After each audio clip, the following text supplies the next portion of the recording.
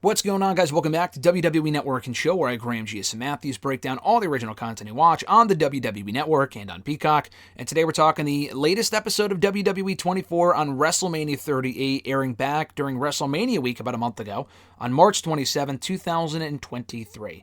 Obviously, I'm a month late on this. I haven't caught up on it until just this past weekend. Well worth the watch. It's about an hour and 12 minutes. Now, it's longer than most of the other 24s they do. But in the past, they didn't do this for 36. Was this the third year? I mean, this past year was the fourth year I think they've done two nights.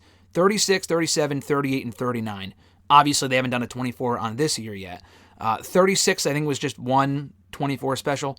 WrestleMania 37, they did one for night one and night two. This one, they just, which I think is a better strategy, they just merged it all into one night for WrestleMania 38. A great documentary, per usual. I miss these 24s. I know people that have worked on them. They do a great job with them. I know it's not their fault, but with WWE, they just have really toned down the production of all of their original specials. Now, I know it's probably not making them any money. They already have the subscriber base through Peacock, through NBC, and whatever. They don't really need to do anything else. They have the pay-per-views on there, and that's really about it. There's really nothing else they need to do to drive subscribers to the service because they already have the base. That being said, though, for people like me that enjoy this sort of shit, I would like more stuff like this. A couple of years ago, we were getting those great, I can't believe it's been 2 years now, but those specials on like Lex Luger and Rob Van Dam and Beth Phoenix, and they stopped those cold turkey, never finished them. They never put out the Untold episode or that doc, I don't think, on the Nexus. They did that whole, I think his name was Vladimir, I don't know his last name, but they did that Vladimir the Superfan documentary. They put out a fucking preview for it, I think during WrestleMania 37, never aired it. And the guy's actually not doing well now. I think he either has Parkinson's or something like that. I mean, to not air it to me is ridiculous. But anyway, I'll appreciate this stuff when we get it. This was very entertaining as someone who was there. Took me back to that weekend in Dallas. Had a great time, and it was a great time watching this back as well. So I didn't take too in-depth of notes here, as I normally do. It feels like the way they kind of break down these documentaries now is that they focus, and I think they may have already done this anyway, they focus on a couple different people. Like, for example, they focused a lot on Rick Boogs, Pat McAfee, Sami Zayn, Johnny Knoxville, Stone Cold a little bit, and they kind of recap and breeze through the other matches on the show. So it's not just about Mania, it's kind of digging in deep to certain aspects of the pay-per-view, which I thought was cool. And they had several other episodes or parts of the doc that they filmed that did not make it into the final cut that are actually available on their YouTube channel from around the time this was filmed. If you just go to the WWE YouTube channel and type in WWE 24 WrestleMania 38, they have a couple of sneak peeks that did make it into the actual doc. But there's like at least three different pieces, two of which I've seen already, the third one I have to go back and watch, from this doc that weren't included. One on Zelina Vega and her match on the show as one half of the WWE Women's Tag Team Champions at the time in Queen Zelina. Another one on Kofi and Woods paying tribute to Big E, who had just broken his neck right before the show. And then one about, I think, AJ talking about Edge and how he's always wanted to face him. So that stuff is not in this doc. They open up the documentary with Stone Cold going through rehearsals for practicing his entrance, and everyone at ringside, like Kevin Owens, is like, damn, this is so fucking cool. And everyone's just like, this is amazing. Kevin Owens, we see him looking at the commemorative chair with his face on it. It's like an animated, stylized version of him facing Stone Cold. Really, really cool. He talks about how he's always looked up to Stone Cold, and he's really grateful for this opportunity to wrestle him in the main event of WrestleMania. And he can always say that he main evented WrestleMania. Not only that, he's now main evented WrestleMania twice. And even said here, I'm not really the main event of WrestleMania, Stone Cold is. Well, one, he was, obviously, technically, because he faced him. And two, that may not have been the advertised, announced main event of WrestleMania, but it was this year when he and Sami won the tag team titles from the Usos, and it was an amazing match. So he main evented WrestleMania 2 consecutive years, which is pretty fucking cool. We hear from Bianca, who said that she likes 2 nights of WrestleMania. We hear from Rick Boogs, who talks about his journey from doing the workout videos, always being a wrestling fan, falling in love with the Ultimate Warrior at a young age, as far as like looking up to him to his inspiration. He actually tried out for WWE through their website and sent it an awful video in his own words that they actually show here on the special. Didn't hear anything back, but he did get in touch with Gerald Briscoe, who got him a tryout, and from there he was signed to NXT. They show him debuting on NXT TV 4 years ago with the whole air guitar thing. And he completely disappeared after that. Like, he got over and he only had 2 matches and we never saw him again after that whatsoever, which I thought was weird. And I don't think he got hurt. But they show that. He did the Old Spice commercials right before Mania 37 leading into that show, and that was what led to the opportunity of putting him with Shinsuke on SmackDown in May of 2021. Becky Lynch, we see her talking to The Undertaker about being nervous since returning and kind of putting one foot in front of the other and stuff like that. She's pumped about her Marvel-esque entrance, which was fucking cool. Kevin Owens thought it was cool too.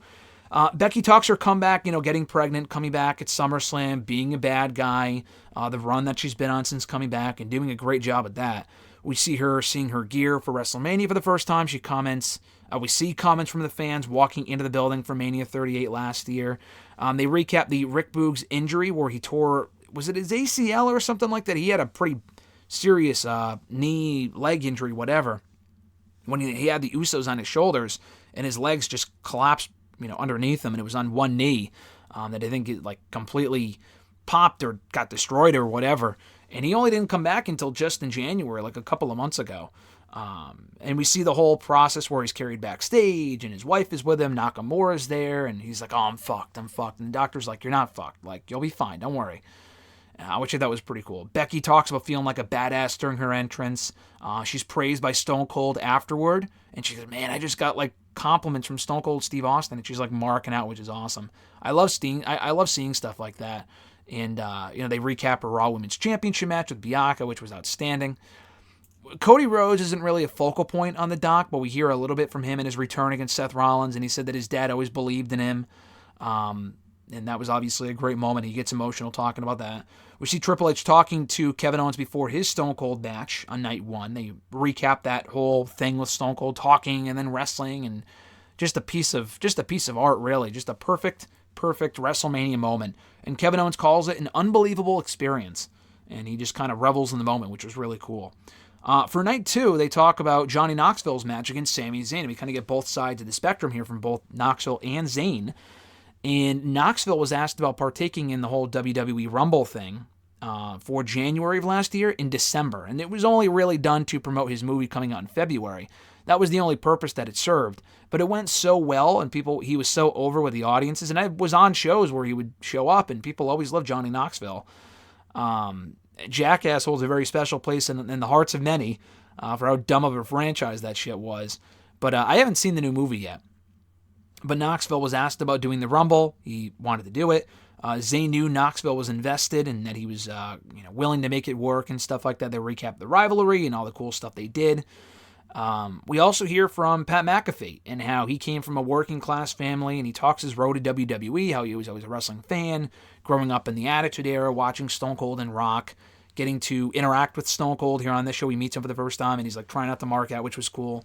Him and Michael Cole are really close because Michael Cole first invited Pat McAfee to try out the pre-show panel stuff in WWE in 2018 for NXT TakeOver New Orleans. And he did that stuff for a good year or two before finally stepping in the ring in 2020 against Adam Cole, which they don't really talk about Adam Cole at all. But they show Pat McAfee in the ring, doing bumps and stuff, and he did a great job.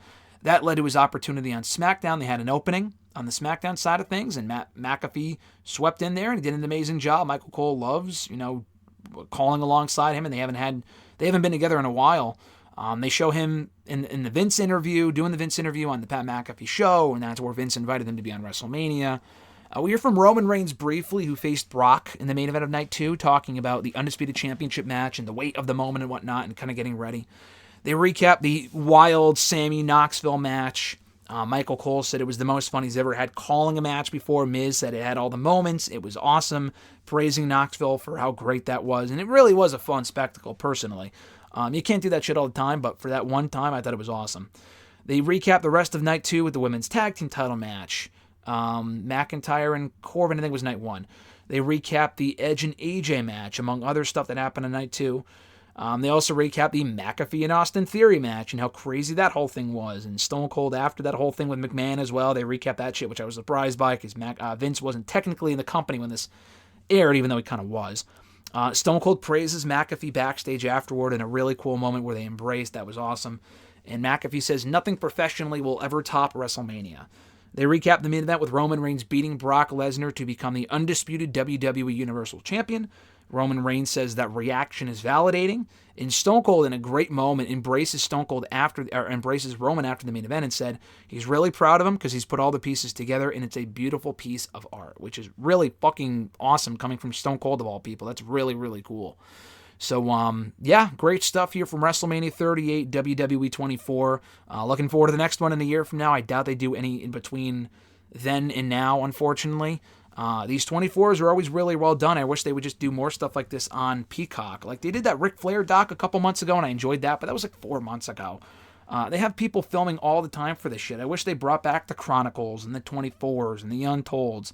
I mean, not only does it give me more material to review, but it's just a lot of fun to watch in the Broken Skull sessions. But unfortunately, that's been on hiatus because Stone Cold's been busy filming a show, as he told me about a week ago. Check out our interview. Cheap plug.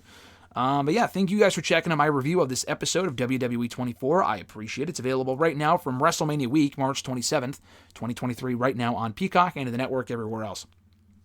Be sure to like this video, drop a comment, check out the other content here on the channel, and subscribe. All that stuff is greatly appreciated. Have a great rest of your week, folks. I'm Graham G.S. Matthews, and I'll catch your ass down the road.